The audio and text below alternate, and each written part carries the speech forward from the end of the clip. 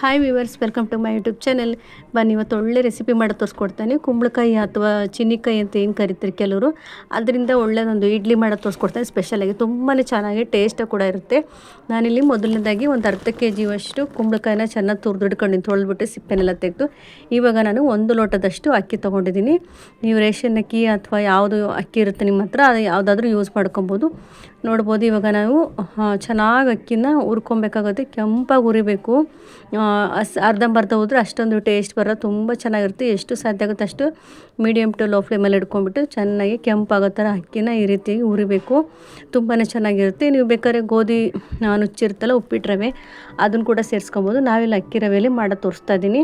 ನಾವು ಹುರಿದಿಟ್ಕೊಂಡಿರೋ ರವೆ ತಣ್ಣಗಾದ್ಮೇಲೆ ನಾವಿವಾಗ ಒಂದು ಮಿಕ್ಸಿ ಜಾರನ್ನು ತೊಗೊಂಡು ಮಿಕ್ಸಿನಲ್ಲೇ ರುಬ್ಕೊಳ್ಬೇಕಾಗುತ್ತೆ. ನೋಡಿ, ಸ್ವಲ್ಪ ಚಿರೋಟಿ ರವೆ ಬರುತ್ತಲ್ವ, ಚಿರೋಟಿ ರವೆಗಿಂತ ಸ್ವಲ್ಪ ದಪ್ಪ, ಈಗ ನಾರ್ಮಲ್ ಉಪ್ಪಿಟ್ಟು ರವೆಗಿಂತ ಸ್ವಲ್ಪ ಸಣ್ಣ, ಈ ರೀತಿಯಾಗಿ ರುಬ್ಕೊಬೇಕು. ಇದು ಜೊತೆಯಲ್ಲಿ ನಾನು 4 ಏಲಕ್ಕಿ ಸೇರಿಸ್ಕೊತಾ ಇದ್ದೀನಿ. ಏಲಕ್ಕಿ ಮತ್ತು ಶುಂಠಿ ಇದ್ರಲ್ಲಿ ಹಾಕ್ಕೊಂಡ್ರೆ ಅಕ್ಕಿ ಜೊತೆಗೆ ನೈಸ್ ಆಗುತ್ತೆ. ನೀವು ಆ ಪುಡಿ ಇದ್ದರೆ ಹಾಗೆ ಸಪ್ರೇಟಾಗಿ ಸೇರಿಸ್ಕೊಳ್ಳಿ. ನೋಡಿ, ನಾನು ಇವಾಗ ರುಬ್ಕೊಂಬಂದಿದ್ದೀನಿ. ತುಂಬ ದಪ್ಪಾಗೂ ಅಲ್ಲ, ತುಂಬ ನೈಸಾಗೂ ಅಲ್ಲ, ಸ್ವಲ್ಪ ಚಿರೋಟಿ ರವೆಗಿಂತ ಸ್ವಲ್ಪ ದಪ್ಪ ರುಬ್ಕೊಂಬಂದಿದ್ದೀನಿ. ಇಷ್ಟಿದ್ರೆ ಸಾಕಾಗುತ್ತೆ, ಬೇಯುತ್ತೆ. ನೋಡ್ಬೋದು ನಾವು. ಮತ್ತು ಮೇಲ್ಗಡೆ ಸ್ವಲ್ಪ ಶುಂಠಿ ಪುಡಿ ಹಾಕ್ಕೊತಾ ಇದ್ದೀನಿ. ಇವಾಗ ನಾವು ಏನು ಕುಂಬಳಕಾಯಿನ ತುರಿದಿಟ್ಕೊಂಡಿದ್ವಲ್ವ, ಅದನ್ನು ಸೇರಿಸ್ಕೊತಾ ಇದ್ದೀನಿ. ನಾವು ಯಾವುದೇ ರೀತಿಯಲ್ಲಿ ಕುಂಬಳಕಾಯಿ ತುರಿದಿರೋದ್ರಲ್ಲಿ ನೀರು ಇರುತ್ತಲ್ಲ, ಅದನ್ನೆಲ್ಲ ನಾವು ಇಂಟ್ಕೊಂಡಿಲ್ಲ. ಹಾಗೆಯೇ ಇದರಲ್ಲಿ ಡೈರೆಕ್ಟಾಗಿ ಅಕ್ಕಿ ರವೆ ಮಾಡ್ಕೊಂಡಿದ್ವಲ್ವ, ಇದರಲ್ಲಿ ಸೇರಿಸ್ಕೊತಾ ಇದ್ದೀನಿ. ಈಗ ಇದ್ರ ಜೊತೆಯಲ್ಲಿ ಸ್ವಲ್ಪ ರುಚಿಗೆ ಸ್ವಲ್ಪ ಉಪ್ಪು ಹಾಕ್ಕೊತಾ ಇದ್ದೀನಿ. ಇದು ಕಡಲೆಬೇಳೆ ಬಂದುಬಿಟ್ಟು ಒಂದು ಅರ್ಧ ಬೌಲಷ್ಟು ಕಡಲೆಬೇಳೆನ ನೆನೆಸಿಟ್ಕೊಂಡಿದ್ದೆ ನಾನು. ಇದು ಮಧ್ಯದಲ್ಲಿ ಒಂದೊಂದು ತಿನ್ನಬೇಕಾದ್ರೆ ಸಿಗ್ತಾಯಿದ್ರೆ ತುಂಬ ಚೆನ್ನಾಗಿರುತ್ತೆ. ಹಾಗಾಗಿ ಸ್ವಲ್ಪ ಕಡಲೆಬೇಳೆನ ಸೇರಿಸ್ಕೊತಾ ಇದ್ದೀನಿ. ನೆನೆಸ್ಕೊಂಡ್ಬಿಟ್ಟು ಇದ್ರ ಜೊತೆಯಲ್ಲಿ ಚೆನ್ನಾಗಿ ಮಿಕ್ಸ್ ಮಾಡ್ಕೊತಾ ಇದ್ದೀನಿ. ನೋಡಿ, ಇದಕ್ಕೆ ಯಾವುದೇ ರೀತಿಯಲ್ಲಿ ನೀರೆಲ್ಲ ಸೇರಿಸ್ಕೊಬಾರ್ದು, ಹಾಗೆ ಮಿಕ್ಸ್ ಮಾಡಬೇಕಾಗುತ್ತೆ. ಇದು ಬೆಲ್ಲ ಮತ್ತು ಇದು ಕಾಯಿ ಹಾಕಿರೋದ್ರಿಂದ ಸ್ವಲ್ಪ ನೀರು ಬಿಡ್ಕೊಳ್ಳುತ್ತೆ. ನಿಮಗೇನಾದ್ರು ತುಂಬ ಡ್ರೈ ಅನ್ನಿಸ್ತು, ನಮಗೆ ಗೊತ್ತಾಗುತ್ತೆ ರವೆಯಲ್ಲಿ ಯಾವ ರೀತಿ ಬೇಯುತ್ತೆ ಅಂತ. ಡ್ರೈ ಆಗುತ್ತೆ ಅಂದರೆ ಒಂದು ಟೀ ಲೋಟದಲ್ಲಿ ಒಂದು 1/4 ಲೋಟದಷ್ಟು ಅಷ್ಟೇ ನೀರು ಸೇರಿಸ್ಕೊಬೇಕಾಗುತ್ತೆ. ಸ್ವಲ್ಪ ರವೆ ದಪ್ಪ ಇತ್ತಂದರೆ 1/4 ಲೋಟ ಸೇರಿಸ್ಕೊಳ್ಳಿ. ಚಿಕ್ಕದಾಗಿತ್ತು ಅಂದರೆ ಏನು ಬೇಕಾಗಲ್ಲ, ಇದೇ ನೀರು ಬಿಡ್ಕೊಳ್ಳುತ್ತೆ. ನಾನಿವಾಗ ಸ್ವಲ್ಪ ಹೊತ್ತು ಇದಿಷ್ಟನ್ನೇ ಕಲಸಿ ಒಂದು 1/4 ಗಂಟೆ ಇಡ್ತಾ ಇದ್ದೀನಿ. ನೋಡಿ, ಇವಾಗ ಕೊನೆಯಲ್ಲಿ ಮತ್ತೆ ಸ್ವಲ್ಪ ಹಸಿ ಕೊಬ್ಬರಿ ತುರಿ ಸೇರಿಸ್ಕೊತಾ ಇದ್ದೀನಿ. ಜೊತೆಯಲ್ಲಿ ನಾನು ಬೆಲ್ಲ ಕರಗಿಸಿಡ್ಕೊಂಡಿದ್ವಲ್ವ, ಅದನ್ನು ಸಹ ಹಾಕ್ಕೊತಾ ಇದ್ದೀನಿ. ನೀವು ಬೇಕಾದ್ರೆ ಬೆಲ್ಲ ಕರಗಿದ್ದಾದರೂ ಆಯಿತು, ಅಥವಾ ನಾರ್ಮಲಾಗಿ ಬೆಲ್ಲನ ಚೆನ್ನಾಗಿ ಚಿಕ್ಕದಾಗಿ ಎರೆದ್ಬಿಟ್ಟು ಅದನ್ನು ಸಹ ಸೇರಿಸ್ಕೊಂಡು, ನೋಡಿ ಇವಾಗ ಚೆನ್ನಾಗಿ ಮಿಕ್ಸ್ ಮಾಡ್ಕೊತಾ ಇದ್ದೀನಿ. ಇವಾಗ ಕಲಸಿದ ತಕ್ಷಣ ಒಂದು ಅರ್ಧ ಗಂಟೆ, ಒಂದು 1/4 ಗಂಟೆ ಬಿಟ್ಟರೆ ಇದು ಚೆನ್ನಾಗಿ ನೀರು ಬಿಡ್ಕೊಳ್ಳುತ್ತೆ. ಹಾಗೆ ಇಡಬೇಕು ಅಂತೇನಿಲ್ಲ, ನಾವು ಸ್ವಲ್ಪ ಹೊತ್ತು ಹಾಗೆ ಕಲಸಿದ ತಕ್ಷಣ ನಾವು ಇಡ್ಲಿ ಮಾಡ್ಕೊಬೋದು. ತುಂಬಾ ಚೆನ್ನಾಗಿ ಟೇಸ್ಟ್ ಇರುತ್ತೆ. ಯಾರೆಲ್ಲ ಟ್ರೈ ಮಾಡಿಲ್ಲ, ಒಂದ್ಸರಿ ಟ್ರೈ ಮಾಡಿ, ತುಂಬ ಚೆನ್ನಾಗಿರುತ್ತೆ.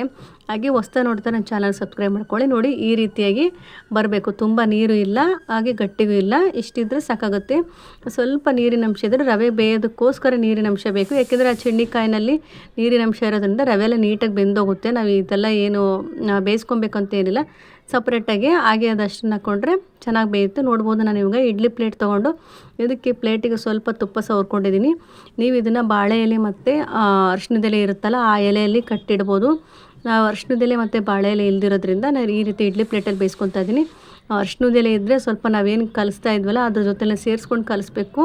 ತುಂಬ ಚೆನ್ನಾಗಿ ಟೇಸ್ಟ್ ಬರುತ್ತೆ, ಹಾಗೆ ಘಮ ಕೂಡ ಬರುತ್ತೆ. ಇವಾಗೆಲ್ಲ ಬೇಸಿಗೆ ಆಗಿರೋದ್ರಿಂದ ಅರಿಶಿಣದ ಎಲೆ ನನಗೆ ಸಿಕ್ಕಿಲ್ಲ, ಹಾಕ್ಕೊಂಡಿಲ್ಲ. ನಿಮ್ಮ ಹತ್ರ ಇದ್ದರೆ ಹಾಕ್ಕೊಳ್ಳಿ, ತುಂಬ ಚೆನ್ನಾಗಿ ಫ್ಲೇವರ್ ಬರುತ್ತೆ, ಹಾಗೆ ಟೇಸ್ಟ್ ಕೂಡ ಬರುತ್ತೆ. ನೋಡ್ಬೋದು, ನಾನಿವಾಗ ಇಡ್ಲಿ ಪಾತ್ರೆಗೆ ಪ್ಲೇಟಿಗೆಲ್ಲ ಹಾಕ್ಬಿಟ್ಟು ಇವಾಗ ಬೇಯಿಸ್ಕೊತಾ ಇದ್ದೀನಿ. ಒಂದೊಂದೇ ಸ್ಟ್ಯಾಂಡಲ್ಲಿ ಇಡ್ತಿದ್ದೀನಿ. ಇದೇನೂ ಇಲ್ಲಾಂದರೆ ಒಂದು 15ರಿಂದ 20 ನಿಮಿಷ ಬೇಯಿಸ್ಕೊಂಡ್ರೆ ಚೆನ್ನಾಗಿ ಬೇಯುತ್ತೆ ಇಡ್ಲಿ. ಚಿಕ್ಕದ ರವೆ ಮಾಡ್ಕೊಂಡಿರೋದ್ರಿಂದ ಇಷ್ಟೇ ಸಾಕಾಗುತ್ತೆ, ಒಂದು 20 ನಿಮಿಷ. ನೋಡ್ಬೋದು, ಇವಾಗ ಬೆಂದಿದೆ ಆಲ್ರೆಡಿ, 20 ನಿಮಿಷ ಆಗಿದೆ. ತೆಗಿತಾ ಇದ್ದೀನಿ, ನಾನು ಬಿಸಿದೇ ತೋರಿಸ್ತಾ ಇದ್ದೀನಿ ತೆಗೆದ ತಕ್ಷಣವೇ. ಹಾಗಾಗಿ ಸ್ವಲ್ಪ ಈ ಥರ ಬಿಡ್ಕೊತಾ ಇದೆ. ಒಂದು 5 ನಿಮಿಷ ನಾವು ಹೇಗೆ ಇಡ್ಲಿನ ಸ್ವಲ್ಪ ಹೊತ್ತು ಬಿಟ್ಬಿಟ್ಟು ತೆಗಿತೀವೋ ಅದೇ ರೀತಿಯಲ್ಲಿ ತೆಗೆದ್ರೆ ತುಂಬ ಚೆನ್ನಾಗಿ ಬರುತ್ತೆ. ಈ ಥರ ಇಡ್ಲಿನ ನೀವು ಹಲಸಿನ ಹಣ್ಣಲ್ಲಿ ಹಾಕಿ ಕೂಡ ಮಾಡ್ಕೊಬೋದು, ತುಂಬ ಚೆನ್ನಾಗಿ ಬರುತ್ತೆ ಟೇಸ್ಟು. ಒಂದ್ಸರಿ ಟ್ರೈ ಮಾಡಿ. ಹಾಗೆ ಹೊಸ್ದಾಗಿ ನೋಡ್ತಾ ನನ್ನ ಚಾನಲ್ ಸಬ್ಸ್ಕ್ರೈಬ್ ಮಾಡ್ಕೊಂಡು ನೋಡಿ, ಸಪೋರ್ಟ್ ಮಾಡಿ. ಇದ್ರ ಜೊತೆಯಲ್ಲಿ ಯಾವುದೇ ನಾವು ಕಾಯಲ್ಲೆಲ್ಲ ಹಾಕ್ಕೊತಾ ಇಲ್ಲ, ತುಪ್ಪ ಹಾಕ್ಕೊತಿದ್ವಿ. ಮೇನ್ ಇದಕ್ಕೆ ತುಪ್ಪನೇ ಇಂಪಾರ್ಟೆಂಟು, ತುಂಬ ಟೇಸ್ಟಾಗಿ ಬರುತ್ತೆ.